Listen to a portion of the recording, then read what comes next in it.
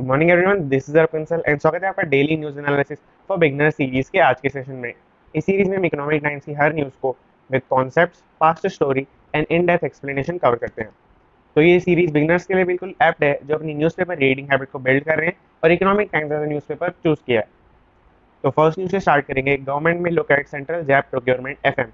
तो एफएम मतलब finance minister. हमारे फाइनेंस मिनिस्टर ने कल काफी सारी वैक्सीन से रिलेटेड बात की थी, डिस्कशन किया था। तो उसके कुछ पॉइंटर्स इसमें हम डिस्कस करते हैं। सबसे पहली बात, स्टेट्स ने बोला है, कुछ जो रूलिंग स्टेट्स हैं, बीजेपी की स्टेट्स हैं, उन्होंने बोला है कि सेंट्रल प्रोक्योरमेंट होना चाहिए जैब्स का। जैब्स का मतलब कुछ भी नहीं है, जैब्स का मतलब होता है वैक्सीन। तो वैक्सीन का प्रोक्योरमेंट सेंट्रल होना चाहिए, यानी कि अगर कोई कंपनी है जो वैक्सीन प्रोड्यूस कर दिया तो वो सीधा सेंटर को दे, यानी कि हमारी जो गवर्नमेंट को, सेंट्रल गवर्नमेंट को दे और वो आगे स्टेट्स को पास ऑन करे। तो अगर आपको पता नहीं है तो ऑक्सीजन सिलेंडर्स का भी मेनली यही क्राइटेरिया चल रहा है। हालांकि ब्रॉडली ये है, पर स्टेट्स को भी प्रोक्योरमेंट मिल रहा है उनका। बट अभी जैब्स के यानी कि वैक्सीन के लिए ये प्रपोजल है कि सेंट्रल प्रोक्योरमेंट होना चाहिए। दूसरी बात, इन्होंने फाइनेंस मिनिस्टर हमारी निर्मला सीतारामन, उन्होंने कहा गवर्नमेंट में एग्जामिन द प्रपोजल। तो ये प्रपोजल गवर्नमेंट एग्जामिन करेगी और जो है चेक करेंगे कि मतलब इसके प्रोज एंड कॉन्स क्या है और अकॉर्डिंगली इसको इम्प्लीमेंट करेगी। Vaccine makers also keen to deal with centre and not with individual states. Vaccine makers यानी कि जो कंपनी है, वैक्सीन प्रोड्यूसर्स हैं, आपको पता ही होगा, जैसे इंडिया के अंदर बायो हो गई, और ये भी सेंटर के साथ डील करने में ज़्यादा इंटरेस्टेड है, ना कि states. Government in talks with foreign vaccine makers. तो गवर्नमेंट फॉरेन वैक्सीन मेकर्स के साथ भी जो है बात कर रही है, मतलब वैक्सीन प्रोक्योर करने के लिए। तो अगर सेंट्रल प्रोक्योरमेंट होता है यहाँ की इंडस्ट्रीज का भी, तो ये भी एड ऑन हो जाएगा और काफ़ी अच्छा होगा वैक्सीन के हमारे कैंपेन के लिए। FM flags vaccine wastage issue. और वैक्सीन वेस्टेज का बहुत इंपॉर्टेंट इशू है, जो भी फाइनेंस मिनिस्टर ने अपनी जो कल उन्होंने बात की उसके अंदर एड्रेस किया। Sitharaman also highlights slow pace of vaccination. तो ये तो बेसिकली पॉलिटिकल बात ज़्यादा है कि उन्होंने यहाँ पे दूसरी में स्टेज में आपको दिखाऊं कि जो अपोजिशन रूल्ड स्टेट्स है वहाँ पे उन्होंने अक्यूज किया कि स्लो पेस है वैक्सीनेशन का। यहाँ पे इन्होंने लिखा है अपोजिशन रूल्ड स्टेट्स में स्लो पेस है। तो ये बेसिकली पॉलिटिकल न्यूज़ ये वाली तो ज़्यादा है। और इससे ऊपर हम यहाँ तक देखें तो ये पॉइंटर्स हैं जो वैक्सीन की अब पॉलिसी चल रही है, कैंपेन चल रहा है, उससे रिलेटेड। तो इसके अलावा यहाँ पे कोई कॉन्सेप्ट नहीं है। अगर जो भी था मैंने आपको एक्सप्लेन कर दिया। अगर आप चाहें तो आगे पढ़ सकते हैं इस एक्सप्लेनेशन को। और साथ ही साथ जो रेफरेंस पॉइंट होता है, ये मैंने आपको फर्स्ट वीडियो में बताया था। ये अगर आपको और डिटेल में पढ़ना हो, डिमांड फॉर फ्लेक्सिबिलिटी, ये पेज नंबर 8 पे है। ये अगर आप चाहें तो आगे पढ़ सकते हैं। तो नेक्स्ट न्यूज पे चलेंगे। Delhivery to list in 6 to 8 months aims to raise 500 million. तो डिलीवरी एक स्टार्टअप, आपको पता ही होगा, लॉजिस्टिक्स स्टार्टअप। लॉजिस्टिक्स के बारे में डिस्कस करते हैं। सबसे पहली बात, लॉजिस्टिक्स से कंपनी होती है जो 3 काम करती है। पहला काम एक्वायर, दूसरा होता है स्टोरेज और तीसरा होता है ट्रांसपोर्ट। तो अक्वायर का मतलब क्या हुआ कि जैसे एक रॉ मटेरियल प्रोड्यूसर है, जैसे कि अगर मान लो एक फार्मर है जो वीट प्रोड्यूस करता है, तो वहां से लॉजिस्टिक्स कंपनी के जॉब है कि ये फार्मर है और यहाँ से कंपनी के, लेट सपोज कंपनी ब्रेड बनाती है, तो कंपनी को वीट जो है सप्लाई करना। तो ये अक्वायर करने का काम, यानी कि फार्मर से उठाने का काम, जो बीज का काम है सारा, ये लॉजिस्टिक्स कंपनी का होता है। इसके साथ ही साथ दूसरा काम है स्टोरेज का। लेट सपोज कंपनी ने अब वीट से ब्रेड बना लिया है, तो कंपनी से वेयर हाउस तक लेके जाना प्लस वहां पे स्टोर करना। वेयर हाउस भी काफी तरह के होते हैं, कोल्ड स्टोरेज होती हैं, ग्रीन स्टोरेज होती हैं। तो इसके अंदर भी अब तो काफी ज्यादा इसके अंदर मॉडर्न इक्विपमेंट भी यूज होने लगे हैं। तो ये भी एक मतलब स्पेशलाइज्ड काम है, तो ये लॉजिस्टिक्स कंपनी परफॉर्म करती है। उसके साथ ही साथ वेयर हाउस से या फिर कुछ केसेस में कंपनी से ही ट्रांसपोर्ट करना आगे सप्लाई चेन में। फॉर एग्जाम्पल होलसेलर्स को या रिटेलर्स को या ब्रोकर्स को सप्लाई चेन में आगे ट्रांसपोर्ट करना, ये भी लॉजिस्टिक कंपनी का काम होता है। बेसिकली अगर आप 2 वर्ड में सबमिट करना चाहें, इसको समराइज करना चाहें, तो ट्रांसपोर्ट प्लस स्टोरेज। तो ये 2 काम होते हैं लॉजिस्टिक कंपनीज के। और ऐसी ही कंपनी डिलीवरी, अगर आप एक कंपनी है, to list in 6 to 8 months aims to raise 5 million. तो ये भी आईपीओ हिट करना चाह रही है और 6 to 8 months के अंदर इनका आईपीओ लिस्ट हो जाएगा, पब्लिक हो जाएगी कंपनी, और 500 मिलियन ये रेस करने का प्लान कर रहे हैं। और यहाँ पे 2-3 बातें इन्होंने कही है कि सबसे पहली बात, ये यूनिकॉर्न स्टार्टअप मार्च 2019 में ही बन गया था। यूनिकॉर्न स्टार्टअप, अगर आपको नहीं पता, यूनिकॉर्न स्टार्टअप का कुछ भी मतलब नहीं है। इसका मतलब है कि एक ऐसा स्टार्टअप जिसकी वैल्यूएशन $1 बिलियन हो गई है, $1 बिलियन। और इस स्टार्टअप की मार्च 2019 में वैल्यूएशन थी 1.5 बिलियन। अगर आप, और इसके साथ ही साथ इन्होंने अपना जो है प्रॉफिट एंड लॉस स्टेटमेंट बहुत ही ब्रीफ सबमिट किया है फर्स्ट पेज पे ही। इन्होंने यहाँ पे बताया कि 21 में और 20 में और फाइनेंशियल ईयर 19 में कितना इनका रेवेन्यू था और कितना इनका प्रॉफिट और लॉस था। तो ये अगर आप चाहे तो आगे पढ़ सकते हैं, ये बेसिकली डेटा है। और इन्होंने यहाँ पे जो सीईओ है इसके साहिल बारुआ, ये सेज वोंट डिले बियॉन्ड मार्च 22, तो ये अपना आईपीओ जो है मार्च 22 यानी कि मार्च 2022 से डिले नहीं करेंगे, यानी कि उससे पहले ही आ जाएगा। और साथ ही साथ इन्होंने एक फाइनेंशियल स्टेटमेंट की एक समरी भी प्रेजेंट की अपनी जो उन्होंने कहा था कल उसमें स्पीच में, substantial cash on balance sheet, यानी कि जो आईपीओ के एक्सपेंसेस होते हैं उनको मीट करने के लिए काफी अच्छा अमाउंट ऑफ कैश पड़ा है इनकी बैलेंस शीट में। जैसे कि प्रमोटर एक्सपेंस हुआ, या एडवर्टीजमेंट, जैसे कि इन्होंने ये पब्लिश किया तो ये एडवर्टीजमेंट के लिए इन्होंने चार्जेस दिए होंगे, तो फिर ये ऐसा एडवर्टीजमेंट और आईपीओ जब निकलेगा इनका तब उनको एडवर्टाइज करना पड़ेगा कि लोग ऑक्शन में आए, उनमें बिडिंग्स लगाएं, तो वो एक एक्सपेंडिचर होगा, तो ये सब मीट करने के लिए उनके पास इनफ कैश अवेलेबल है। तीसरी न्यूज डिस्कस करते हैं, Pfizer wants wax disputes only in US court. तो फाइजर अगर आपको नहीं पता एक वैक्सीन प्रोड्यूसर कंपनी है, और इसको अभी बात चल रही थी कि government of India indemnity provide करेगी। इंडेमनिटी का बेसिक मीनिंग होता है कि अगर इसकी वैक्सीन से यहाँ की पीपल को यानी कि सिटीजन्स को कुछ हो भी जाता है तो गवर्नमेंट ऑफ इंडिया की रिस्पॉन्सिबिलिटी होगी, ना कि फाइजर कंपनी की। तो फाइजर को इंडेमनिटी मिलने ही वाली थी, और अभी एक डिस्प्यूट हो गया है। उन्होंने कहा है कि जैसे मैं आपको यहाँ पे लाइन वाइज बताता हूँ, Pfizer wants disputes related to its Covid vaccine supplies to be adjudicated only in US courts. तो फाइजर चाहती है कि इसके जो भी case Covid vaccine related issues हो वो यूएस कोर्ट्स में हो। एडजुकेटेड का मतलब लिसन हो, यानी कि बेसिकली जो भी इनके ऊपर अगर कोई केस करता है तो उसे यूएस कोर्ट्स में ही पब्लिश करे। इसके बाद स्टार्ट करते हैं, apart from seeking including against any adverse effects from the JAP. तो यानी कि जो इंडेमनिटी प्रोवाइड करेंगे उनके अलावा कुछ भी इशू होता है तो यूएस कोर्ट्स में ही जो है इनकी हियरिंग हो, तो इंडेमनिटी के अलावा यूएस कोर्ट्स। और दूसरी बात, ET told, while talks on imports with Pfizer BioNTech vaccine have reached an advanced stage and indemnity is likely, यानी कि इंडेमनिटी तो इनको मिलने ही वाली है। तीसरी बात, गवर्नमेंट ने काफी सारे स्टेप्स लिए हुए हैं ऑलरेडी वैक्सीन की सप्लाई को इंक्रीज करने के लिए, जैसे कि enhance including advance payment without guarantees, इन्होंने एडवांस पेमेंट करी हुई है, but restricting jurisdiction to overseas locations won't pass muster. तो यानी कि ये जो इनकी डिमांड है कि जुरिस्डिक्शन को ओवरसीज लोकेशन में पास कर दें, जैसे कि ये डिमांड कर रहे हैं यूएस कोर्ट्स में जुरिस्डिक्शन को पास कर दें, ये गवर्नमेंट ऑफ इंडिया अलाउ नहीं कर सकती। डिस्कस करते हैं, solar companies plan move against probe. तो ये हम फोर्थ पेज पे डिस्कस करेंगे डिटेल में। फोर्थ पेज होता है कंपनीज परस्यू प्रॉफिट, तो उसके अंदर हम डिस्कस करेंगे इसको आगे। DOT to seek trial views on norm for LOE players. तो सबसे पहले समझते हैं LOE प्लेयर्स क्या होता है। LOE प्लेयर्स बेसिकली क्या आपको मैं बताऊं, स्पेस शटल ग्रुप की ऑर्गेनाइजेशन है, एक स्पेस शटल ग्रुप है उसकी ऑर्गेनाइजेशन। इसके अलावा इस न्यूज में दो और ऑर्गेनाइजेशंस की बात की गई है, DOT और ट्राई। तो सबसे पहले इनका मीनिंग डिस्कस करते हैं। DOT का मतलब है डिपार्टमेंट ऑफ टेलीकम्युनिकेशन, और ट्राई का मीनिंग है telephone regulatory authority of India. तो ये दो न्यूज मैंने डिस्कस करी। अब ये क्या है कि जो स्पेक्ट्रम होता है, मैंने आपको कल की न्यूज में बताया था स्पेक्ट्रम, यहाँ पे आपको लिख देता हूँ स्पेक्ट्रम। स्पेक्ट्रम होता है और टेलीकम्युनिकेटिव वेव्स जो हमारे पूरे स्पेस में एग्जिस्ट करती है। तो गवर्नमेंट स्पेक्ट्रम का ऑप्शन करती है ट्राई के अथॉरिटी के थ्रू। तो यानी कि स्पेक्ट्रम एक सेल हो गई, यानी कि गवर्नमेंट के लिए एक रेवेन्यू का सोर्स है। तो क्या है कि जो स्पेक्ट्रम कुछ कंपनीज ने यानी कि टेलीकॉम कंपनीज ने परचेज किया हुआ है, उनके ऊपर ये लियो ग्रुप एक सैटेलाइट ग्रुप है, तो इसको भी जो स्पेक्ट्रम की नीड होती है। तो ऐसे कई स्पेक्ट्रम के अंदर इंटरफेयर कर रहा है जो टेलीकॉम कंपनीज ने परचेज किया हुआ है। तो ये कंपनीज ये सी कर रही हैं कि ट्राई के अंदर जाएं या DOT के अंदर जाएं अपने इस केस को आगे प्रेजेंट करने के लिए। हालांकि कई एक्सपर्ट्स इस पे आगे न्यूज में अगर आप पढ़ेंगे तो कह रहे हैं कि हाई कोर्ट में जाना इसके लिए बेस्ट रहेगा, क्योंकि ऐसे जो स्पेस रिलेटेड मैटर्स होते हैं स्टेट का मसला होता है, तो ये स्टेट की लिस्ट में आता है। तो ये पूरी जो है डिस्कशन न्यूज है। आगे अगर हम नेक्स्ट न्यूज पे मूव करें तो companies offer deep discounts on beverages snacks to clear shelves. तो COS का बेसिकली मीनिंग है कंपनीज। तो कंपनीज ऐसी जो कंपनीज रिटेल स्टोर्स में डील करती हैं, रिटेल चेन्स हैं उनकी, ऑफर डीप डिस्काउंट्स यानी कि ह्यूज डिस्काउंट्स ऑफर कर रही हैं इस टाइम पर। इस टाइम का बेसिकली यहाँ पे मीनिंग है रिवाइवल। इस टाइम आपको पता है लॉकडाउन ओपन हो रहे हैं काफी सारे स्टेट्स में, और रिवाइवल सीख कर रही हैं काफी सारी कंपनीज। तो रिवाइवल के टाइम पे वो ह्यूज डिस्काउंट्स ऑफर कर रहे हैं बेवरेजेस पे, बेसिकली फूड आइटम्स पे, और टू क्लियर शेल्फ। तो क्लियर शेल्फ यहाँ पे लिखा है, बट यहाँ पे अगर मैं आपको यहाँ पे न्यूज में डिस्कस करूँ तो ये सारा कुछ यहाँ पे क्लियर शेल्फ लिखा है, बट ये सारा कुछ ऑनलाइन है। तो इस टाइम पे आपको सब कुछ पता ही होगा कि अभी तक भी ऑनलाइन चल रहा था, और ऑनलाइन शिफ्ट का ट्रेंड अगर आपको दिखाओ 70% है इस न्यूज के अंदर, कि अगर कोई पर्सन 100% लाइकली था पहले ऑफलाइन स्टोर में जाके लेने से, तो वो सिर्फ 70% लाइकली है ऑफलाइन स्टोर पे एक गुड परचेज करने से। यानी कि अगर ये बेसिकली न्यूज है कि अगर 100 मिलियन कस्टमर है पूरे इंडिया में, तो आज के टाइम पे 70 मिलियन कस्टमर ही ऑफलाइन स्टोर में जाएंगे और 30 मिलियन ऑफलाइन पे पूरी तरह से शिफ्ट हो जाएंगे। तो ये बेसिकली पूरी न्यूज़ है, और इसके साथ इन्होंने कुछ डेटा प्रेजेंट किया है ताकि अपनी इस पूरी जो न्यूज़ है और आर्टिकल है इसको सपोर्ट कर सकें। तो दैट्स इट, हमारा फर्स्ट पेपर कवर्ड है। और इसके बाद अगर हम चलें तो प्योर पॉलिटिक्स का सेक्शन आता है। इसके अंदर कॉन्सेप्ट बेस्ड न्यूज़ ज़्यादा नहीं होती है, अगर आप चाहें तो पढ़ सकते हैं इसे। और हम आगे मूव करते हैं, कंपनीज परस्यू ऑफ प्रॉफिट करके, ये पेज नंबर 4 है। ये हमने फर्स्ट पेज पर डिस्कस किया था, ये न्यूज़ को जो हम यहाँ पे डिस्कस करेंगे डिटेल में। Solar power companies plan move against dumping probe into Chinese imports. तो सबसे पहले समझ लेते हैं पूरी न्यूज़ में डंपिंग का कॉन्सेप्ट क्या है। डंपिंग का कॉन्सेप्ट सबसे पहले समझेंगे, इसको डिटेल में डिस्कस करेंगे।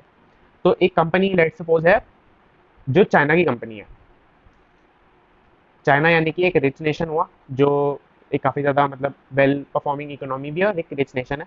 तो वो क्या करेगा, उस कंपनी को पैसे देगा, लेट्स सपोज 20 रुपीज़ देगा, कि एक ऐसा गुड जो उस कंट्री को कंपनी को 100 रुपीज़ का पड़ता है, वो किसी और कंट्री में लेट्स सपोज इंडिया में आता है, वही गुड को वो 90 रुपीज़ का बेचे। वही कंपनी उस गुड को अगर जो उसे खुद को 100 रुपये की कॉस्टिंग में पड़ रहा है, वो उसे 90 रुपीज़ का बेचे। तो ऐसे में क्या होगा कि इंडिया की इकोनॉमी के लिए ये हुई डंपिंग, कि चाइना अपनी ऐसी कंपनी को के गुड्स को डंप करवा रहा है इंडिया के अंदर। तो इसके अंदर हमारी इंडियन इकोनॉमी को दो डिसबेनिफिट्स हैं। पहला, कि हमारा फॉरेन एक्सचेंज प्रेशियस, किसी भी कंपनी किसी भी इकोनॉमी के लिए फॉरेन एक्सचेंज बहुत प्रेशियस होता है। फॉरेन एक्सचेंज का मतलब किसी और कंपनी की करेंसी, जैसे अगर हम चाइना से इंपोर्ट करेंगे, क्योंकि सीधी सी बात है 90 रुपीज़ का पड़ेगा तो यहाँ से सस्ता पड़ेगा, तो लोग चाइना से इंपोर्ट करवाएंगे, और इंपोर्ट करवाएंगे तो हमें चाइनीज युआन में पे करना पड़ेगा। तो युआन एक ऐसी जो करेंसी होती है चाइना की, वो हमारे पास foreign exchange as a foreign exchange पड़ी है, तो हमारा फॉरेन एक्सचेंज कम हो जाएगा। और दूसरा डिसबेनिफिट होगा जो कि बहुत मेजर है प्रोड्यूसर्स को। जो यहाँ के प्रोड्यूसर्स हैं, जो अपनी कॉस्ट कटिंग कर करके मतलब बहुत जो है एफर्ट्स पुट करके लेट सपोज उसे 100 का ही प्रोड्यूस कर देते हैं। हालांकि चाइना की एक ऐसी इकोनॉमी को, इतनी एफिशिएंट इकोनॉमी को बीट करना बहुत मुश्किल है, पर लेट सपोज अगर 100 का भी प्रोड्यूस कर लेते हैं तो भी कोई 100 रुपीज़ का प्रोडक्ट बाय नहीं करेगा, क्योंकि वो 90 रुपीज़ का प्रोडक्ट कंज्यूमर ज़्यादा प्रेफर करेगा। तो प्रोड्यूसर्स के लिए एक बहुत ही बुरी बात है इससे, डंपिंग से। तो अब क्या, अब समझ लेते हैं इस थॉट के साथ न्यूज़ को। तो सबसे पहले समझते हैं कि यहाँ पे जो हमारे इंडिया के अंदर रिवाइवल अभी हो रहा है, जैसे कि लॉकडाउन मैंने आपको पहले भी डिस्कस किया। तो कंपनीज हैं जैसे कि Mundra solar PV which is the Adani group की जो सोलर कंपनी है, और जो जुपिटर सोलर पावर एक और कंपनी है। ये दोनों कंपनीज और ऐसी कई सोलर पावर कंपनीज जापान की और चाइना, वियतनाम एंड थाईलैंड की कंट्रीज कंपनीज को, जिनका यहाँ पे नाम भी इन्होंने मेंशन किया है, लोन्जी, जिनको एंड तराइना। तो इन कंपनीज को अक्यूज कर रहे हैं कि ये डंप कर रही हैं गुड्स को इंडिया के अंदर, और साथ ही साथ गवर्नमेंट ऑफ इंडिया को बोला है कि इनके ऊपर इंपोर्ट ड्यूटीज को प्रेजेंट करें, मतलब लगाएं ज़्यादा से ज़्यादा। थोड़ी तो लगती है, सीधी सी बात है, पर और ज़्यादा लगाएं, क्योंकि डंप हो रहा है और इंडिया मार्केट से खराब हो रहा है। दो इसको जो है डिसबेनिफिट्स होते हैं इंडियन मार्केट को, वो मैंने आपको डिस्कस कर लिए हैं। तो ये पूरी न्यूज़ है कि जो सोलर पावर कंपनीज हैं वो चाइनीज़ और चाइना, थाईलैंड और वियतनाम जैसी कंट्रीज को अक्यूज कर रही हैं डंपिंग गुड्स करने के लिए। अब सेकंड न्यूज़ डिस्कस कर रहे हैं इस पेज पे, gold loan business set for new highs this fiscal. तो फिस्कल का यहाँ पे मीनिंग है फिस्कल ईयर। फिस्कल ईयर का बेसिकली मीनिंग फाइनेंशियल ईयर होता है। इसका मतलब कि वही मार्च से लेकर आपका जो करंट अप्रैल से लेकर सॉरी मार्च तक। तो इसका मतलब ये है कि गोल्ड लोन के बिजनेस हैं वो अभी रिवाइवल के टाइम पे, जब जो बिजनेस है उनको रीस्टार्ट होने के लिए पैसा चाहिए, साथ ही साथ कुछ परचेजेस करने के लिए, कुछ कैपिटल एक्सपेंडिचर करने के लिए पैसा चाहिए, तो वो अपना गोल्ड जो है गिरवी रखकर, जैसे लोन लेते ही हैं, गोल्ड लोन का बिजनेस ऐसे ही वर्क करता है। तो वो इस टाइम पे हाई हो सकता है वापस से, जब रिवाइवल हो रहा है इकोनॉमी के अंदर। तो ये पूरी न्यूज़ है। इसके अलावा एक छोटी सी न्यूज़ ये है, India slips 2 spots to 117 on 17 SDG adopted as 2030 agenda. तो ये अभी बहुत ही पॉलिटिकल सी न्यूज़ ज़्यादा है, इसके अंदर कॉन्सेप्ट बेस्ड न्यूज़ नहीं है, तो ये हम बाद में डिस्कस करेंगे। तो यहाँ पर डिस्कस करते हैं सूट्स एंड सेविंग्स। तो ये बेसिकली एक फन बेस्ड आर्टिकल होता है। इसके अंदर आज काफ़ी सारे एक्सीडेंट्स का एक अलग प्रोस्पेक्ट, एक तो एक्सीडेंट का प्रोस्पेक्ट होता है कि जो जिसको लॉस हुआ, जो लॉस ग्रीवेंस पार्टी है। तो इसके अंदर दूसरा एस्पेक्ट इन्होंने डिस्कस किया है कि किस पार्टी को एक्सीडेंट के अंदर जो है मतलब उसको बेसिकली बेनिफिट होता है। तो ये एक फन बेस्ड आर्टिकल, अगर आप चाहें तो पढ़ सकते हैं पूरा यहाँ तक। इसके अलावा सारे इसमें क्लासिफाइड्स हैं, एड्स हैं, ये हम डिस्कस नहीं करेंगे, सीरीज बात है। India likely to oppose EU's proposal at WTO. तो ईयू का मतलब यहाँ पे यूरोपियन यूनियन। यूरोपियन यूनियन एक पूरी जो यूरोप की काफ़ी सारी कंट्रीज हैं उसका पूरा यूनियन है, वो एज अ ग्रुप परफॉर्म करती हैं कभी किसी भी इंटरनेशनल समिट के अंदर। तो ईयू ने यानी कि यूरोपियन यूनियन ने प्रपोज किया था कि इंडिया के अंदर वो वैक्सीन जो है अपनी प्रपोज कर सके, ला सके। डब्ल्यूटीओ के अंदर अभी मीटिंग चल रही थी, उसके अंदर जो हमारे एक्सटर्नल अफेयर्स मिनिस्टर यानी कि फॉरेन मिनिस्टर एस जयशंकर जो इसको होस्ट करे थे, मतलब कि इंडिया के तरफ से रिप्रेजेंट करे थे, तो वो उन्होंने इंडिया ने जो इस प्रपोजल को अपोज कर दिया, डिनाई कर दिया कि ऐसा नहीं करेंगे। ये पूरा इस पेज के अंदर आधे पेज पे ऐड है। और आगे डिस्कस करते हैं, IndiGo net loss brings into focus the plight of airlines. तो इंडिगो जैसी बड़ी कंपनी को भी नेट लॉस हुआ है इस टाइम पर।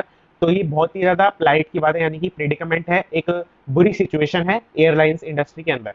तो इंडिगो जैसी मतलब इंडिगो माना जाता है कि सबसे बेस्ट एयरलाइन है इंडिया के अंदर। और जो अगर आपको पता होगा, नीता अंबानी, वाइफ ऑफ मुकेश अंबानी, भी सिर्फ एक ही एयरलाइन के अंदर ट्रैवल करती है, इंडिगो। तो इससे बेसिकली गुडविल जो है काफ़ी ज़्यादा इंक्रीज हुई है इंडिगो की। और अगर इंडिगो के अंदर जैसी परफॉर्मेंस चल रही है, वैसा हम मान के चलते हैं कि पूरी एयरलाइन इंडस्ट्री के अंदर वैसी ही परफॉर्मेंस चल रही है। तो आगे डिस्कस करते हैं Tata son to may look to induct pros from diverse field on its board. तो इसके अंदर ये बेसिकली एक कंपनी के अंदर टाटा सन्स है जैसे कंपनी, तो वो अपने बोर्ड के अंदर यानी कि उनके बोर्ड ऑफ डायरेक्टर के अंदर डाइवर्स फील्ड्स के स्पेशलिस्ट यानी कि जो अलग अलग स्पेशलिस्ट हैं अलग अलग फील्ड के अंदर जो भी इनको रिक्वायरमेंट है वो अपॉइंट करने की सोच रहे हैं। मे लुक है यहाँ पे तो सोच रहे हैं। तो आगे डिस्कस करेंगे, ये हमारा पूरा पेज कवर्ड है, इसके अंदर आगे कोई कॉन्सेप्ट बेस्ड न्यूज़ नहीं है। ये हम डिस्कस करते हैं एटी मार्केट्स का सेक्शन बहुत इंपॉर्टेंट होता है, बहुत इंटरेस्टिंग होता है, ये हम डिस्कस करते हैं। Increasing FPI inflows into bank stocks hint eight optimism over macro recovery. तो एक सबसे पहले समझ लेते हैं एफपीआई को। एफपीआई को मैंने बहुत ही डिटेल में डिस्कस किया था, मैं आपको अपने शॉर्ट में बता देता हूँ। इसका मतलब है फॉरेन पोर्टफोलियो इन्वेस्टमेंट। इसका मतलब है कि एक जैसे हमारी इंडियन कंपनी है कोई, ये हमारी इंडियन की कंपनी है और इसके अंदर कोई फॉरेनर यानी कि लेट्स सपोज कोई यूएस का बंदा इन्वेस्ट करता है एक कंपनी के अंदर स्टॉक्स के अंदर। तो पोर्टफोलियो इन्वेस्टमेंट का मतलब हुआ कि एक ऐसी इन्वेस्टमेंट जिसके अंदर आपके पास एक असेट का डायरेक्ट कंट्रोल ना आए। तो इसको एक कंट्रास्ट से समझते हैं कि लेट्स सपोज यूएस का पर्सन, तो लेट्स सपोज यूएस का पर्सन इंडिया के अंदर कोई लैंड खरीदता है, तो उस पूरे लैंड का उसको खरीदते ही उसके पास पूरा डायरेक्ट कंट्रोल है। पर अगर कोई यूएस का रेजिडेंट इंडिया की कंपनी के अंदर शेयर्स खरीदता है, लेट्स सपोज 100 शेयर्स खरीदता है, तो उसके पास कोई कंट्रोल नहीं है कंपनी के ऊपर और उसका कंट्रोल या मैनेजमेंट का राइट सिर्फ 100 शेयर्स तक ही सीमित है। तो ये बेसिक डिफरेंस हुआ डायरेक्ट इन्वेस्टमेंट के अंदर और पोर्टफोलियो इन्वेस्टमेंट के अंदर। तो फॉरेन पोर्टफोलियो इन्वेस्टमेंट का मतलब ये हुआ कि यूएस के अंदर, और अगर सिर्फ पोर्टफोलियो इन्वेस्टमेंट की बात करें तो लेट्स सपोज अगर मैं यानी कि एक इंडियन रेजिडेंट एक इंडियन कंपनी के अंदर इन्वेस्ट करता है तो वो हुई सिर्फ पोर्टफोलियो इन्वेस्टमेंट। तो फॉरेन पोर्टफोलियो इन्वेस्टमेंट इंक्रीज करिए बैंक स्टॉक्स के अंदर, तो ये एक साइन है, एक ऑप्टिमिस्टिक साइन है मैक्रो रिकवरी का। मैक्रो मतलब हमारी पूरी कंट्री की रिकवरी का। तो ये बेसिक ये एक इन्होंने प्रेडिक्शन की है और काफी सारा डेटा दिया अपनी इस बात को सपोर्ट करने के लिए कि किस किस कंपनी के अंदर किस किस सेक्टर के अंदर जो है लेंडर्स का इफेक्ट हो रहा है, क्या इफेक्ट हो रहा है, पॉजिटिव में चल रहा है, नेगेटिव में चल रहा है, इंटरेस्ट रेट्स क्या चल रहे हैं, साथ ही साथ जो स्टॉक्स हैं उनके रिटर्न क्या चल रहे हैं, डिफरेंट सेक्टर्स हैं उनके अंदर। तो आगे डिस्कस करते हैं promoters pledges see some increase in May. तो प्रमोटर प्लेजेस का मतलब होता है कि कितना वो जल्दी लोन रिपे कर देंगे वापस से, तो वो इंक्रीज कर रहे हैं कि मई तक, मई में और आगे, मतलब मई का बेसिकली मतलब है कि मई में प्रॉमिस कर रहे हैं कि आगे आने वाले जो मंथ्स हैं उनके अंदर रिपेमेंट का रेट बढ़ जाएगा। तो ये बेसिकली बहुत छोटा सा जो है आर्टिकल है और ये काफ़ी इंपॉर्टेंट न्यूज़ नहीं है। और ये पूरे इस पे एक एल टाइप है digital future funding organisation strengthening, ये अगर हम चाहे तो पढ़ सकते हैं। इसके अंदर कॉन्सेप्ट बेस्ड न्यूज़ नहीं है कोई भी। Nifty to head higher may touch 16,000। तो ये निफ्टी यार बहुत ही ज़्यादा इंक्रीज करता ही जा रहा है, किसी भी दिन इसका डाउनफॉल पूरे दिन में एवरेज नहीं होता है। और टेक्निकली जो एनालिसिस करते हैं लोग उन्होंने डिस्कस किया है कि ये 16,000 से भी ज़्यादा ऊपर टच कर सकता है। तो ये पूरी इकोनॉमी के लिए दो बातें हो सकती हैं कि अगर इनमें सब कुछ रियल है, निफ्टी के इंक्रीज होने में सब कुछ रियल है, यानी कि जो कंपनीज निफ्टी के अंदर होती हैं उनका ही जो है कंट्रीब्यूशन है इनके स्टॉक प्राइस को इंक्रीज करने में, तो ये काफ़ी अच्छी बात है, बहुत ही ज़्यादा अच्छी बात है फिर तो। पर अगर ऐसा नहीं है, यानी कि जैसे कि आरबीआई की वार्निंग है कि ये स्टॉक मार्केट बबल हो सकता है जो बर्स्ट करेगा, तो हमारी इकोनॉमी पे बहुत बहुत ज़्यादा एडवर्स इम्पैक्ट पड़ सकता है। तो ये पूरी न्यूज़ है और इसके दो इम्पैक्ट मैंने आपको डिस्कस कर लिए। Start of a new profit cycle is drifting a multi year bull run. तो ये बेसिकली जो बुल रन चल रहा है कि काफ़ी सारे पूरे ऑलमोस्ट 1.5 साल से बुल रन चल रहा है कि स्टॉक मार्केट इंक्रीज करता ही जा रहा है, करता ही जा रहा है। ये पहली न्यूज़ भी यही थी कि निफ्टी 16,000 तक टच कर सकता है। तो ये बेसिकली इससे आगे न्यूज़ है। तो दैट्स इट, हमारा ये जो है ऑलमोस्ट कवर्ड है। मैं यहाँ पे एडिटोरियल्स हैं 3 मैं जो रोज डिस्कस कर नहीं करता हूँ, क्योंकि मैंने आपको बताया था कि मैं बेस्ट पर्सन नहीं हूँ एडिटोरियल डिस्कस करने के लिए। अगर आप चाहें तो खुद पढ़ सकते हैं और फिर यूट्यूब पे सर्च कर सकते हैं editorial discussion on the economic times, तो आपको एक अच्छे आर्टिकल्स, अच्छी वीडियोस उसके अंदर मिल जाएंगे। और ये पेजेस के अंदर बेसिकली सोशल ट्रेंड्स और गेम्स वगैरह आते हैं, गेम्स है सारे। और ईटी पनाके के अंदर वही social trends 5 ways to reassess your finances, ये बेसिकली आर्टिकल है। इसके अंदर कोई कॉन्सेप्ट बेस नहीं है ज़्यादा, अगर आप चाहें तो पढ़ सकते हैं। तो दैट्स इट, हमारा न्यूज़पेपर जो है कवर्ड है। और एज यूजुअल मैं इसकी जो पीडीएफ है वो आपको डिस्क्रिप्शन के अंदर लिंक कर दूंगा और टेलीग्राम ग्रुप को जरूर ज्वाइन कर लें।